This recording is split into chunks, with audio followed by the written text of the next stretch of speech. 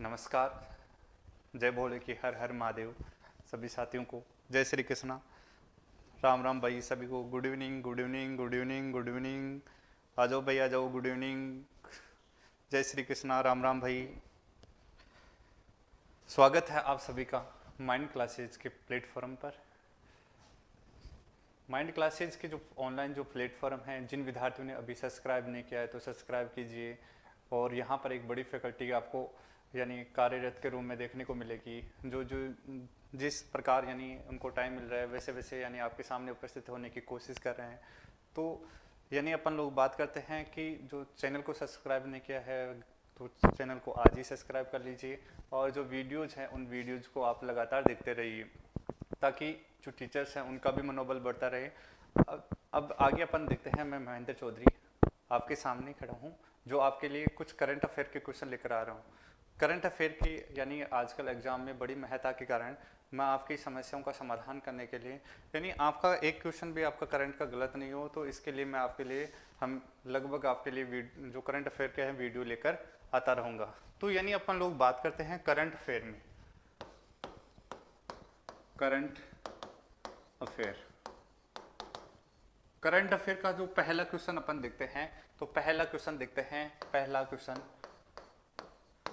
भारत का पहला या एकमात्र, भारत का एकमात्र टिड्डी चेतावनी केंद्र कहां पर स्थित है? भारत का एकमात्र टिड्डी चेतावनी केंद्र कहां पर स्थित है? ऑप्शन नंबर 1 इसका ऑप्शन देता हूं मैं आपके सामने, दिल्ली। 2 नंबर का ऑप्शन आता है जोधपुर। 3 नंबर का ऑप्शन आता है जयपुर। और 4 नंबर का जो ऑप्शन आता है वो आपका आता है मुंबई। तो आप इसका सही आंसर देने की कोशिश कीजिए कि भारत के अंदर, भारत के भीतर एकमात्र जो टिड्डियां हैं जो किसानों के लिए यानी एक समस्या उभर कर सामने आ रही है, तो टिड्डियों का जो चेतावनी, जो वार्निंग ऑर्गेनाइजेशन है या सेंटर है या एकमात्र जो फील्ड ऑफिस है, वो अपने भारत देश में कहाँ पर स्थित है? तो इसका आंसर देने की कोशिश कीजिए फटाफट। अरे भाई जल्दी करो भाई। इसका जोधपुर आएगा, जैसलमेर आएगा, कौन सा आएगा? जोधपुर या जयपुर आएगा या दिल्ली आएगा? तो इसका सही आंसर होगा वो आपका जोधपुर। यानी जो टिड्डी हैं आखिर में, यानी टिड्डियों के बारे में अपन अध्ययन करते हैं कि टिड्डी आखिर में आ कहाँ रही हैं, इसका फील्ड ऑफिस कहाँ था पहले और आज कहाँ पर स्थित है। तो इसके बारे में थोड़ा सा यानी विवरण, इसके बारे में 360 डिग्री एनालिसिस करते हैं। तो यानी यहाँ पर देखा आपने पढ़ा होगा, जैसे जो विश्व की ज्योग्राफी पढ़ी होगी, तो वहाँ पर एक जो महाद्वीप आता है, कॉन्टिनेंटल आता है, एक महाद्वीप आता है, उस महाद्वीप का नाम आता है अफ्रीका महाद्वीप। और अफ्रीका महाद्वीप में यहाँ कुछ क्षेत्र है, और यहाँ पर अपन लोग बात करते हैं, यहाँ वाला जो क्षेत्र आता है, यहाँ वाला जो क्षेत्र होता है, ये वाला, ये आता है आपका अरब का प्रायद्वीप। और अरब के प्रायद्वीप के बाद में यहाँ पर ये वाला जो क्षेत्र आता है, ये अपने भारत देश का विद्यमान है। अब देखना, यानी यहाँ पर अपन लोग बात करते हैं कि ये वाला जो प्रायद्वीप है, अरब का प्रायद्वीप, विश्व का सबसे बड़ा प्रायद्वीप यही आता है। और यहाँ पर अपन बात करेंगे, ये वाला जो भाग है ये हिंद महासागर, और यहाँ पर आता है अरब सागर, और इधर आता है आपकी बंगाल की खाड़ी। इधर जो भाग आता है आपका बंगाल की खाड़ी, ये वाला जो पार्ट आता है बंगाल की खाड़ी। अब यानी अपन लोग ये बात करते हैं कि ये टिड्डियां आखिर में आती कहाँ से हैं। यहाँ पर ये जो जलीय भाग है, ये वाला, ये इसको कहा जाता है लाल सागर, लाल सागर के नाम से जाना जाता है ये वाला। और यहाँ पर है आता आपका आता है यूरोप महाद्वीप, और यूरोप महाद्वीप और अफ्रीका महाद्वीप के मध्य ये जो जलीय भाग है, इस जलीय महाद्वीप को कहते हैं भूमध्य सागर। इंग्लिश में भी कई बार यहाँ से क्वेश्चन पूछ लेता है कि अगर ऑप्शन में भूमध्य सागर नहीं देता है और भूमध्य सागर के स्थान पर यानी मेडिटेरियन सी पूछ लेता है। मेडिटेरियन सी किस दो कॉन्टिनेंटल को जोड़ती है? यानी कई बार ज्योग्राफी में जो इंग्लिश के वर्ड जोड़ दिया जाता है, तो उन वर्डों को भी आपको साथ में ध्यान में रखना अति आवश्यक है। तो यानी ये जो मेडिटेरियन सी है, भूमध्य सागर, ये किन को दो महाद्वीपों के मध्य है? यूरोप और अफ्रीका के मध्य। और यहाँ पर ये भूमध्य सागर और ये लाल सागर, इनको जोड़ने वाली जो नहर है, उस नहर का नाम क्या है? उस नहर का नाम आता है यहाँ पर, उस आप सभी को पता ही होगा, उस नहर का नाम है स्वेज नहर। यानी भूमध्य सागर और लाल सागर को जोड़ने वाली जो नहर है उस नहर का नाम है विश्व की सबसे बड़ी, एकमात्र ये भी कह सकते हो जहाजी नहर है, स्वेज नहर। तो अपन टिड्डियों के बारे में अध्ययन कर रहे थे। ये टिड्डियां आखिर में आ रही हैं अफ्रीका में। यहाँ पर कुछ देश आते हैं, उन देशों का नाम क्या आता है? एक नंबर का जो देश आता है उस देश का नाम है इरिट्रिया, इरिट्रिया। दूसरा नंबर का जो देश आता है उस देश का नाम आता है सोमालिया। तीसरे नंबर का जो देश आता है उस देश का नाम आता है इथोपिया। और चौथे नंबर का जो देश आता है उस देश का नाम आता है जिबूती। इन 4 देश हैं यहाँ पर अफ्रीका के इस वाले जो प्रायद्वीप में है, जो सोमालिया का जो प्रायद्वीप है इस क्षेत्र में, ये 4 देश हैं। और इन 4 देशों में यहाँ पर आप देखेंगे तो यहाँ पर इन देशों को क्या कहा जाता है? Horn of nation, horn of nation के नाम से पुकारा जाता है। इन 4 देशों को किसके नाम से पुकारा जाता है? हॉर्न ऑफ नेशन के नाम से पुकारा जाता है। Horn of nation. कौन कौन से देश आते हैं उन देशों के बारे में अपन बात करते हैं। तो वो देश आता है एक तो अपना आता है इरिट्रिया, दूसरा आता है अपना कौन सा? सोमालिया। तीसरा कौन सा देश आता है? Somalia, Djibouti. और चौथा आता है इथोपिया। सोमालिया, इथोपिया और जिबूती। इनको किस नाम से पुकारा जाता है? इनको हॉर्न ऑफ नेशन के भी नाम से पुकारा जाता है। अब यहां से ये टिड्डियां आती हैं, ये लाल सागर से होती हुई, यानी यहां से पूर्व दिशा से होती हुई कहां बढ़ती हैं? पूर्व दिशा की ओर बढ़ती हुई। ये अरब का जो प्रायद्वीप है, विश्व मैंने बताया अभी विश्व का सबसे बड़ा प्रायद्वीप है। और इधर से होती हुई ये कहां आती है? इधर पाकिस्तान से होती हुई ये भारत के अंदर प्रवेश करती हैं। तो यानी जो पाकिस्तान है, ये पाकिस्तान पहले तो टिड्डे भेजता था और आजकल टिड्डियां भेजने लगा है। पहले टिड्डे और आजकल टिड्डियां। तो इन पर कंट्रोल करने के लिए, यानी जो चेतावनी का जो केंद्र है वो कहां पर अपने भारत में स्थित है? तो ये वाला जो स्थित है अपने भारत में, जोधपुर, अपने जोधपुर में। अब यानी अपन बात करते हैं कि जैसे अपन बोलते हैं कि जो टिड्डियां आ गई हैं, तो बड़े बुजुर्ग ये कहते हैं अरे टिड्डियां तो पहले भी आती थी, आज ही क्या आई हैं? टिड्डियां तो आज ही क्या आई है, तो पहले भी आती थी। तो यानी टिड्डियां आना ये आज की बात नहीं है, ये पहले भी यानी आया करती थी। यानी अपन कहेंगे कि जो टिड्डियों का आज जो केंद्र है वो जोधपुर में है, लेकिन प्राचीन जो केंद्र था वो कहां पर अवस्थित था? इसका प्राचीन केंद्र था कराची में। और कराची कहां पर पड़ता है? पाकिस्तान के क्षेत्र में पड़ता है। क्योंकि उस समय आजादी से पहले की अपन बात करते हैं तो आजादी से पहले ये कराची है, ये भारत का ही भाग आता है। तो भारत का ही एक भाग था कराची, और कराची में इसका यानी चेतावनी का एकमात्र जो फील्ड ऑफिस था। उसके बाद में इसको क्या कहां पर स्थानांतरित कर दिया गया? कराची से इसको 1939 ईस्वी में, 1939 ईस्वी में इसको कहां पर स्थानांतरित कर दिया गया? जोधपुर में। तो भारत का एकमात्र टिड्डियों का जो चेतावनी का फील्ड ऑफिस है वो फील्ड ऑफिस कहां पर अवस्थित है? वो जोधपुर जिले में अवस्थित है, जिसकी स्थापना 1939 में की गई। अब यानी ये कार्य क्या करता था? यानी कराची वाला भी ये कार्य करता था और जोधपुर वाला ये भी कि टिड्डियां आ गई हैं, किसानों को यानी चेतन करवाने के लिए, किसानों को अवगत कराने के लिए कि टिड्डियां आ गई है, इसकी वार्निंग देने के लिए जो इसका ऑफिस है वो कहाँ पर स्थित है? जोधपुर में। अब यहां से जोधपुर वाले से क्या करता है ये जोधपुर चेतावनी के अंदर? ये बीएसएफ के साथ में मिलकर, बीएसएफ और इसके साथ में अपन लोग बात करते हैं जो जोधपुर का टिड्डी चेतावनी ऑफिस है, ये दोनों मिलकर यहाँ पर बॉर्डर पर जो रेड क्लिफ रेखा है उस रेड क्लिफ रेखा पर क्या करते हैं? कीटनाशक या रासायनिक दवाइयों का स्प्रे करते हैं, ताकि यानी ये जो टिड्डी हैं इन टिड्डे के अंडों को या टिड्डियों को मारा जा सके और इनके जो दल है वो भारत की ओर नहीं बढ़ सके। यानी भारत की ओर बढ़ने से रोकने के लिए यानी यहाँ से यानी बीएसएफ के साथ में मिलकर ये जो चेतावनी केंद्र है ये दवाइयों का स्प्रे करता है। और कहाँ पर करता है? ये रेड क्लिफ रेखा पर। अब यानी अपन लोग बात करते हैं कि यहाँ से एक क्वेश्चन और पुटअप होता है कि ये जो जोधपुर वाला जो फील्ड ऑफिस है इसका और कार्य क्या है? इस और कार्य यानी यहाँ पर जो अपन बात करते हैं जो थार का डेजर्ट है, यानी विश्व का जो सबसे युवा मरुस्थल का नाम सुना होगा, विश्व का सबसे युवा मरुस्थल थार का मरुस्थल, और इस थार का जो मरुस्थल है लगभग 2 लाख वर्ग किलोमीटर में फैला हुआ है। तो इस मरुस्थलीय क्षेत्र में जो टिड्डियां हैं उन टिड्डियों को अंडे न दे सकें या अंडे जो देने से रोकने के लिए ये जो चेतावनी केंद्र है ये कहाँ पर अवस्थित है, ये या इन पर नियंत्रण पाने के लिए जो इनका फील्ड ऑफिस है वो जोधपुर जिले में अवस्थित है। अब इसके बाद में टिड्डियों से संबंधित एक क्वेश्चन और आता है। क्या आता है कि विश्व का पहला ऐसा देश कौन सा है जिसने टिड्डियों को मारने के लिए ड्रोन विकसित किया है? ऐसा कौन कर सकता है? ऐसा अपना भारत देश ही तो कर सकता है। यानी टिड्डियों को मारने के लिए ड्रोन विकसित करने वाला दुनिया का पहला राष्ट्र कौन सा बन चुका है? वो अपना भारत देश बन चुका है दोस्तों। अब यानी अपन बात करते हैं ड्रोन क्या करेगा।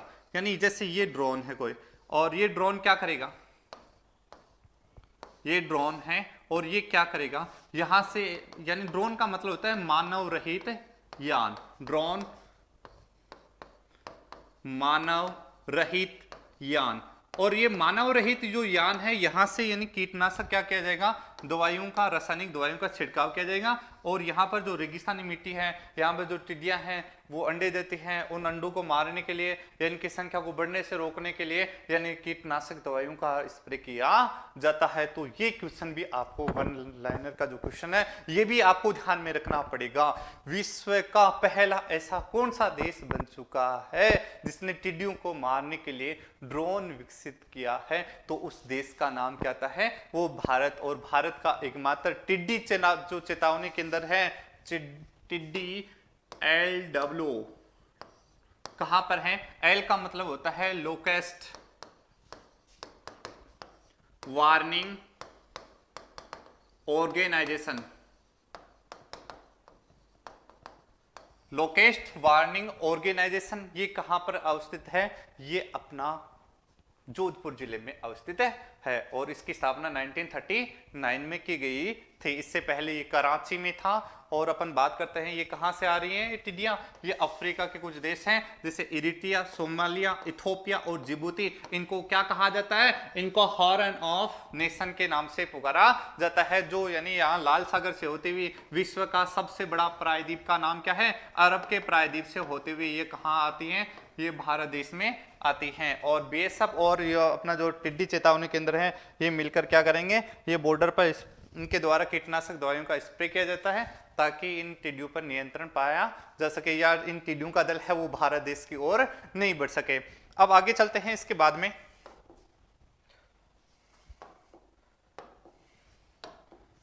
क्वेश्चन नंबर 2, दूसरे नंबर का क्वेश्चन है कि विश्व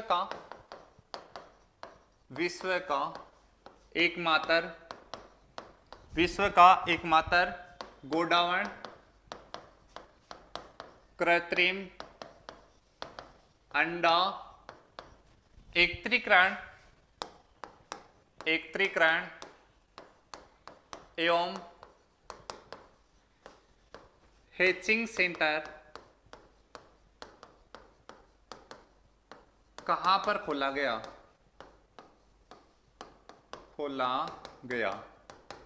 इसका पहले नंबर का जो क्वेश्चन है, 1 नंबर का ऑप्शन आएगा इसके अंदर जोधपुर, 2 नंबर का ऑप्शन है बाड़मेर, 3 नंबर का है जैसलमेर और 4 नंबर का जो ऑप्शन रहेगा आपका बाड़मेर। तो आप इसका सही आंसर क्या दोगे? फटाफट दीजिए, कमेंट बॉक्स में आप आंसर देने की कोशिश करें फटाफट। अरे भाई मेरे शेर और शेरनियों, आंसर देने की पूरी कोशिश कीजिए। जोधपुर, जैसलमेर, बाड़मेर और बीकानेर, इसमें कौन सा आंसर सही होगा? विश्व का एकमात्र गोडाउन कृत्रिम अंडा एकत्रीकरण जो सेंटर है वो कहां पर खोला गया है? तो इसका जो सही आंसर होगा वो कहां पर होगा? वो होगा अपना जैसलमेर। अब इसके बारे में इसका 360 डिग्री एनालिसिस करते हैं। गोडाउन कृत्रिम यानी जो अंडा एकत्रीकरण एंड हैचिंग सेंटर, उससे पहले अपन गोडाउन पक्षी के बारे में जानते हैं। ये अपना जैसे राजस्थान का नाम तो आपने सुना ही होगा, रंगीलो सुरंगो राजस्थान। अब यानी अपन लोग बात करते हैं कि यहाँ पर ये जो क्षेत्र है हाड़ौती वाला, इस हाड़ौती वाला जो क्षेत्र है उस क्षेत्र का नाम है बाराकासोर सेन क्षेत्र। बाराकासोर सेन क्षेत्र में इस यहाँ पर गोडावण पक्षी पाया जाता है और उस गोडावण पक्षी को यहाँ पर किस नाम से जाना जाता है? यहाँ पर माल मोरडी कहते हैं। गोडाउन पक्षी को यहाँ पर 12 में किस नाम से जाना जाता है? माल मोरडी के नाम से जाना जाता है, माल मोरडी कहते हैं। इसके अलावा अपन बात करते हैं कि यहाँ पर ये जैसलमेर में भी पाया जाता है, और जैसलमेर में यहाँ पर एक भूगर्भीय जलपट्टी पाई जाती है। भूमि के गर्भ में एक जल का आवरण पाया जाता है, और उस भूगर्भीय जलपट्टी को किसके नाम से जाना जाता है? उसको कहा जाता है लाठी सिरिंज क्षेत्र। मेरे दोस्तों, किसके नाम से पुकारा जाता है? उस क्षेत्र को कहा जाता है लाठी सिरिंज क्षेत्र के नाम से पुकारा जाता है। और इस लाठी सिरिंज क्षेत्र में यहाँ पर एक घास पाई जाती है, पौष्टिक घास होती है, उस घास का नाम है सेवन घास। दुधारू पशुओं के लिए अति पौष्टिक घास होती है, यानी मोटे ताजे हो जाते हैं अपने पशु। यानी अपन बात करते हैं कि जो दुधारू पशुओं के लिए जो पौष्टिक घास है उस सेवन घास है। और इस सेवन घास की जो यानी अपन बात करते हैं क्षेत्र लगातार कम होने के कारण, यानी जो गोडाउन पक्षी है इनकी संख्या में भी कमी दर्ज हो रही है, क्योंकि इस सेवन घास में ये गोडाउन पक्षी क्या करते हैं? अपने अंडे देते हैं। यानी जो अपने अंडे देते हैं गोडाउन जो पक्षी हैं वो कहां पर देते हैं? सेवन घास में। तो सेवन घास के क्षेत्र में कमी आने के कारण यानी इनकी संख्या भी यानी दिनों दिन कम होती जा रही है। अब यानी जो गोडाउन पक्षी है, इस गोडाउन पक्षी को यानी अपन बात करते हैं कि राज्य पक्षी कब घोषित किया गया था? 1981 में, 1981 में गोडाउन पक्षी को राज्य पक्षी के नाम से घोषित किया गया है। इसके बाद में अपन लोग बात करते हैं कि गोडाउन पक्षी है, राज्य पक्षी है, तो इसका वैज्ञानिक नाम भी आपको आना चाहिए। इसका वैज्ञानिक नाम क्या होगा? इसका वैज्ञानिक नाम है क्रायोटिस नाइग्रिसेप्स। क्रायोटिस नाइग्रिसेप्स। गोडाउन पक्षी को किसके नाम से जाना जाता है? इसका वैज्ञानिक नाम है क्रायोटिस नाइग्रिसेप्स। और भी कहते हैं, मालमोरडी भी कहते हैं, हुकनाब भी कहते हैं, सुकनाब भी कहते हैं, तुकदार भी कहते हैं, शर्मिला पक्षी भी कहते हैं। कई यानी जैसे ग्रेट इंडियन बस्टर्ड कई नामों से जाना जाता है। ग्रेट इंडियन बस्टर्ड के नाम से भी इसे पुकारा, बस्टर्ड के नाम से भी पुकारा जाता है। इसे राज्य पक्षी कब घोषित किया गया था? 1981 में। और यहां से क्वेश्चन और भी ध्यान में रखना कि गोडावण है, ये किस जिले का शुभंकर है? तो ये गोडावण है, ये जैसलमेर जिले का शुभंकर भी बनाया गया है। अब इसके बाद में अपन बात करते हैं कि गोडाउन पक्षी के संरक्षण के लिए जो प्रोजेक्ट चलाया गया है, प्रोटेक्शन फॉर प्रोटेक्शन, संरक्षण के लिए जो प्रोजेक्ट चलाया गया है उसका नाम है मेरी उड़ान ना रोके कोई। उड़ान ना रोके कोई, मेरी उड़ान ना रोके कोई। ये भी आपको बड़ा इंपॉर्टेंट क्वेश्चन है, इसे आप ध्यान में रखना। मेरी उड़ान ना रोके कोई, ये किसका यानी किसके लिए? कौन सा पक्षी के लिए? गोडाउन पक्षी के लिए संरक्षण के लिए जो प्रोजेक्ट चलाया गया है उस प्रोजेक्ट का नाम आपको ध्यान में रखना होगा। अब इसके बाद में अपन बात करते हैं कि विद्यार्थियों के दिमाग में आ रहा है कि सर ये कृत्रिम अंडा एकत्रीकरण तो समझ में गए, लेकिन ये हैचिंग सेंटर क्या होता है? मेरे दोस्तों, हैचिंग सेंटर का मतलब होता है कि कृत्रिम रूप से, आर्टिफिशियल रूप से, यानी अंडे को सेकने की जो विधि होती है उस विधि को क्या कहा जाता है? उस विधि को हैचिंग कहा जाता है। कृत्रिम रूप से अंडे को सेकना, कृत्रिम रूप से अंडे को सेकना क्या कहलाता है? हैचिंग। और विश्व का, अरे भाई राजस्थान का नहीं, भारत का नहीं, पूरे विश्व का यानी पहला ऐसा हैचिंग सेंटर कहां पर खोला जा रहा है? जैसलमेर जिले में खोला जा रहा है। इसके बाद में अगला क्वेश्चन देखते हैं, 3 नंबर का क्वेश्चन। 3rd नंबर का क्वेश्चन है, हाल ही में बाल श्रम संरक्षण दिवस मनाया गया।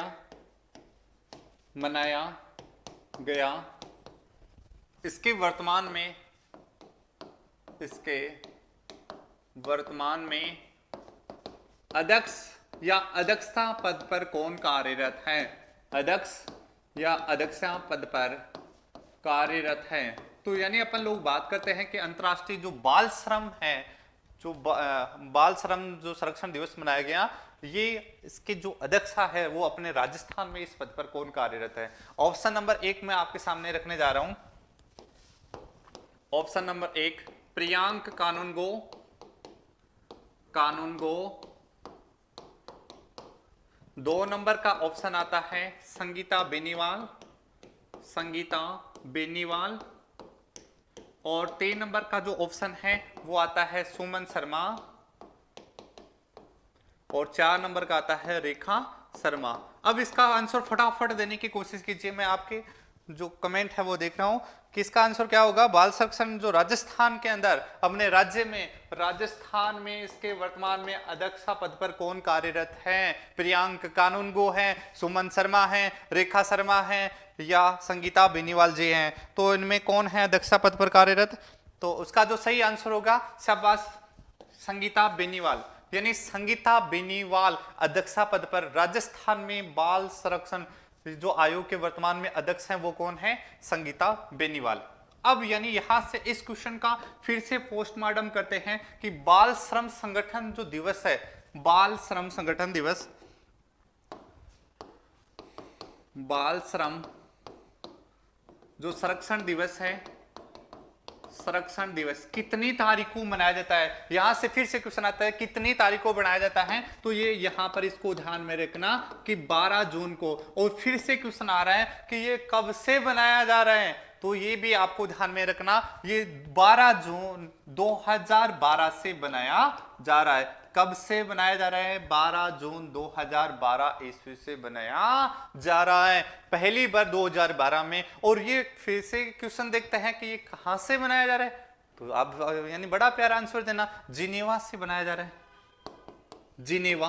और जिनेवा कहां पर है? स्विट्जरलैंड में। ऐसा क्या है भाई जिनेवा से बनाया जा रहा है? तो यानी यहां पर अंतरराष्ट्रीय श्रम संगठन, अंतरराष्ट्रीय बाल श्रम या सॉरी श्रम संगठन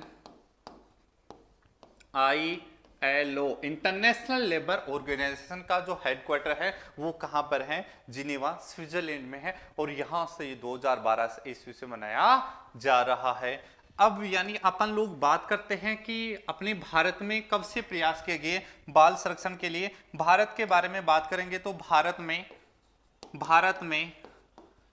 1979 ईस्वी में एक समिति लाएगी और समिति का गठन किया गया। उस समिति का नाम है गुरुपाद समिति। और गुरुपाद समिति की सिफारिश के आधार पर इस समिति ने यानी सिफारिश दी है, अपनी जो सिफारिश दी, अपना सजेशन दिया, अपना सुझाव दिया कि बाल संरक्षण के लिए ज़्यादा से ज़्यादा अपने को क्या प्रयास करने चाहिए।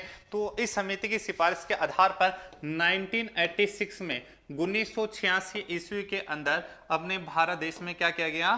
1986 में बाल संरक्षण एक्ट लाया गया 1986 ईस्वी में। क्या पहले इससे यानी अपन बालकों के संरक्षण से संबंधित कोई अधिनियम नहीं था?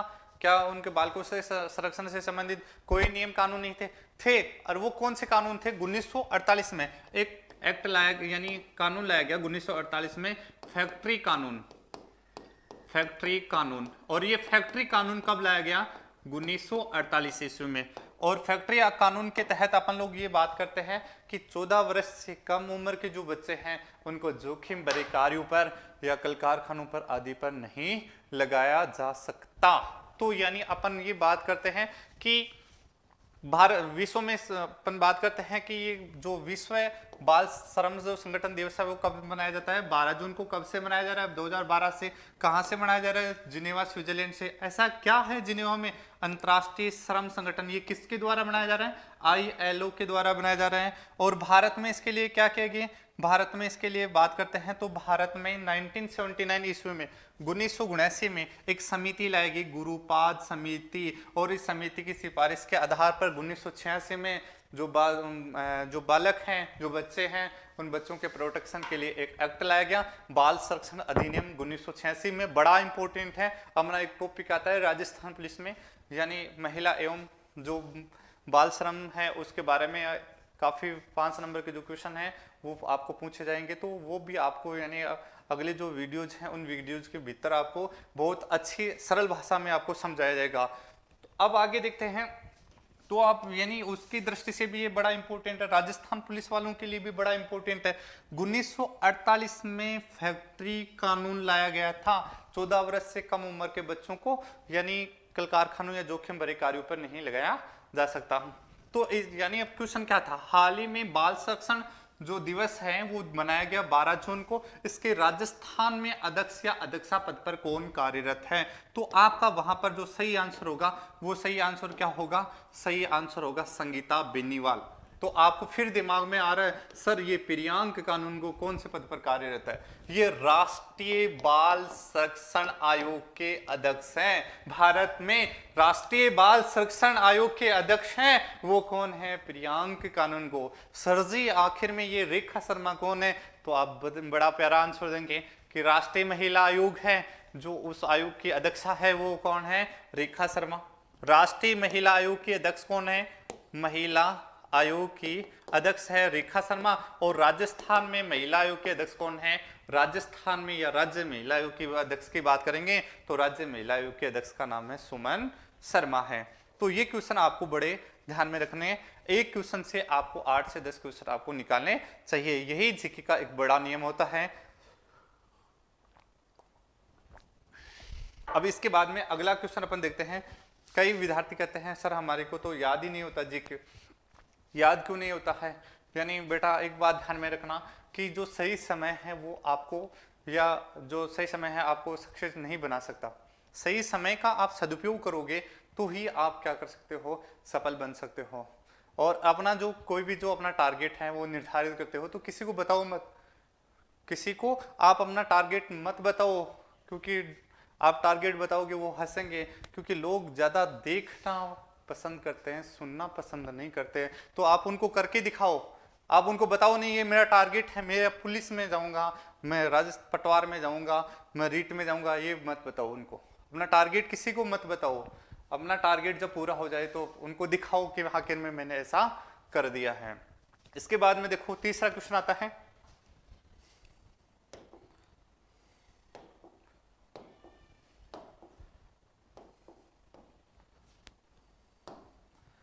अब देखो 4 नंबर का क्वेश्चन। अगला क्वेश्चन आता है कि कुछ जैसे अपन बात करते हैं कि अभी हाल ही में 21 जून को विश्व योग दिवस मनाया गया, और विश्व योग दिवस के बारे में बात करते हैं कि इसकी थीम क्या रखेगी। विश्व योग दिवस 21 जून को मनाया गया, इसकी थीम क्या रखेगी? तो प्यारे बच्चों यानी यहाँ पर दोस्तों इसमें ध्यान में रखना, इसकी थीम बड़ी इंपॉर्टेंट है जिसके बारे में आप ध्यान में रखेंगे। Yoga for health, yoga for health, stay at home, stay at home. यानी आपको अपने परिवार के साथ में रहते हुए, कोविड-19 जैसे महामारी है उस महामारी के कारण अपने परिवार के साथ रहते हुए अपने घर पर योगा करना। स्वास्थ्य के लिए जो योगा है एट स्टे यानी घर पर रुककर यानी आपको क्या करना चाहिए? योगा। इसकी थीम रखेगी किसकी? विश्व योगा दिवस 2020 21 जून को जो सेलिब्रेट किया गया था, जो अपन बात करते हैं 21 जून को 2020 का जो योगा दिवस था, योग दिवस था, उसकी जो थीम रखेगी yoga for health stay at home. यहां से फिर से क्वेश्चन उठता है, वो क्वेश्चन क्या उठता है उसके बारे में भी हम परिचर्चा करते हैं। बड़ा इंपॉर्टेंट क्वेश्चन है, यानी एग्जाम की दृष्टि से बहुत इंपॉर्टेंट है, चाहे उसके स्टार लगा लेना कि अपन बात करते हैं फिर कहोगे सर हाँ आखिर में ऐसा क्वेश्चन आपने बताया था और ये हमारे एग्जाम में आया था कि कौन सा देश है, कौन सा देश है या भारत के अलावा वह कौन सा राष्ट्र है जिसने योग विश्वविद्यालय की स्थापना करने की घोषणा की है। योग विश्वविद्यालय खोलने जा रहा है, योग विश्वविद्यालय, योग यूनिवर्सिटी कौन सा देश खोलने के लिए यानी खोलने की घोषणा की है, तो उस देश का नाम क्या आएगा? वो अपना देश आता है चौधरी यानी अमेरिका। उस देश का नाम आएगा अमेरिका। यानी जो चौधरी देश है उस देश ने क्या किया है? योग विश्वविद्यालय खोलने की घोषणा की है। और इसके बारे में अपन लोग ये बात करते हैं कि इस विश्वविद्यालय का नाम क्या रखा जाएगा। तो दोस्तों ध्यान में रखना फ्रेंड्स कि अपना भारत का कौन सा व्यक्ति था जो अमेरिका में, जो चौधरी देश में दहाड़ कर आया था, उस देश का नाम था स्वामी विवेकानंद। तो उसका नाम क्या रखा गया, उस यूनिवर्सिटी का नाम क्या रखा जाएगा, स्वामी विवेकानंद यूनिवर्सिटी, योग यूनिवर्सिटी। तो ये क्वेश्चन भी आपको ध्यान में रखना। फिर आगे क्वेश्चन देखते हैं यहीं से, अमेरिका की राजधानी कौन सी है। अमेरिका की राजधानी के बारे में बात करते हैं। तो अमेरिका की राजधानी आती है, अमेरिका की राजधानी आती है वाशिंगटन। ये आपको सभी को पता होगा। और ये कौन सी नदी के किनारे बसा हुआ शहर है, वाशिंगटन किस नदी के किनारे बसा हुआ है, तो उसका ध्यान में रखना। बड़ी इंपॉर्टेंट नदी है, पोटोगन नदी के किनारे, पोटोगन नदी के किनारे, पोटोगन नदी के किनारे अपन बात करते हैं कि कौन सी राजधानी है, चौधरी देश की राजधानी या चौधरी की राजधानी वाशिंगटन, जहां पर पहला योग विश्वविद्यालय खोला जा रहा है। और योग दिवस की जो थीम रखेगी, yoga for health, stay at home, stay at home, उसके मुख्य थीम रखी गई है। ये आपको ध्यान में रखना है। इसके बाद में अपन लोग बात करते हैं अगला कि जैसे योग दिवस 21 जून को मनाया गया, तो 5 जून को कौन सा दिवस मनाया जाता है, आप सभी को पता है, विश्व पर्यावरण दिवस। विश्व पर्यावरण दिवस 5 जून को कौन सा दिवस मनाया जाता है, विश्व पर्यावरण दिवस के रूप में मनाया जाता है। और अब की बार 2020 ईस्वी में इसका जो मेजबान राष्ट्र रहा है, उस मेजबान राष्ट्र का नाम बताने की कोशिश कीजिए, कमेंट बॉक्स में आंसर देने की कोशिश कीजिए। शाबाश शाबाश, कितने होनहार विद्यार्थी हैं भाई। कोलंबिया देश, शाबाश, कोलंबिया देश, यानी उसका जो मेजबान देश बनाया गया है वो देश बनाया गया है कोलंबिया। कोलंबिया, आपको पता होगा कि कोलंबिया किस महाद्वीप में अवस्थित है, कोलंबिया किस महाद्वीप में अवस्थित है, दक्षिणी अमेरिका। और इसकी राजधानी की बात करेंगे तो इसकी राजधानी आती है बोगोटो। बोगोटो किस देश की राजधानी है, बोगोटो कोलंबिया देश की राजधानी आती है। तो उस देश को किसका मेजबान बनाया गया, मेजबान बनाया गया, किसका मेजबान बनाया गया, कौन से देश को, पर्यावरण पर्यावरण दिवस 5 जून को बनाया गया, उसका यानी अब मेजबान देश बनाया गया, वो किसको बनाया गया,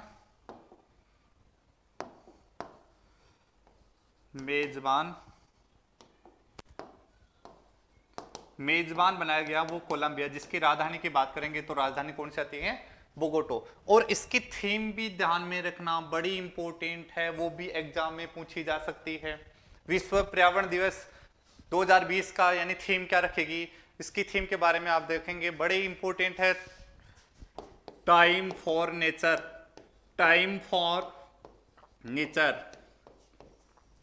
प्रकृति के लिए समय, यानी इसकी जो थीम रखेगी ये भी आपको बड़ी इंपॉर्टेंट है।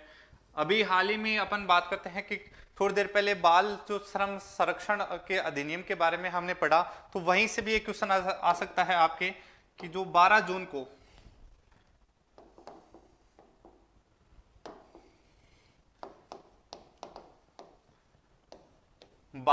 को जो बाल संरक्षण दिवस मनाया गया, उसकी थीम क्या रखी गई, उस थीम के बारे में भी आपको ध्यान में रखना है। तो उस थीम का नाम था प्रोटेक्शन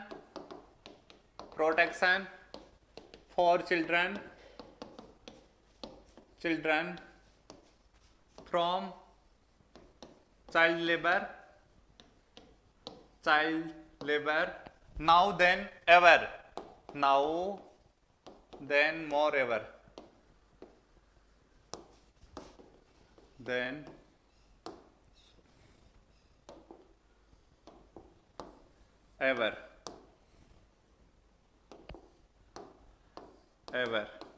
यानी अपन बात करते हैं कि इसकी जो थीम रखेगी, protection for children from child labour now then more ever, ये किसकी थीम रखेगी, बाल संरक्षण जो दिवस मनाया गया था, कितनी तारीख को मनाया गया था, 12 जून को मनाया गया था, उसकी महत्वपूर्ण थीम रखी गई थी। इसके अलावा अपन लोग और भी थीम यानी डेज देखते हैं, जैसे जून माह का, जैसे 19 जून को कौन सा दिवस मनाया गया था, कमेंट बॉक्स में आंसर देने की कोशिश कीजिए।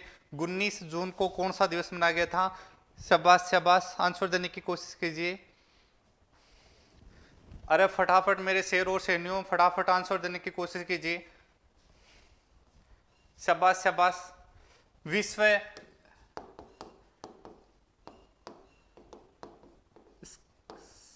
स्केल डे, विश्व स्केल डे यानी साइंस की दृष्टि से बड़ा इंपॉर्टेंट क्वेश्चन है कि विश्व स्केल डे ये क्या होता है। इससे क्या होता है कि विश्व स्केल डे जो अपनी आरबीसी है, उन आरबीसी का, यानी आरबीसी का मतलब क्या होता है, आपने पढ़ाया होगा, लाल रक्त कणिकाएं। लाल रक्त कणिकाएं हैं, उनका जो आकार होता है वो अंडाकार होता है, और अंडाकार से इनका क्या हो जाता है, अंडाकार से इनका आकार हो जाता है अर्धचंद्राकार। इनका आकार क्या हो जाता है, अर्धचंद्राकार, या इसको अपन बोल सकते हैं हस्याकार।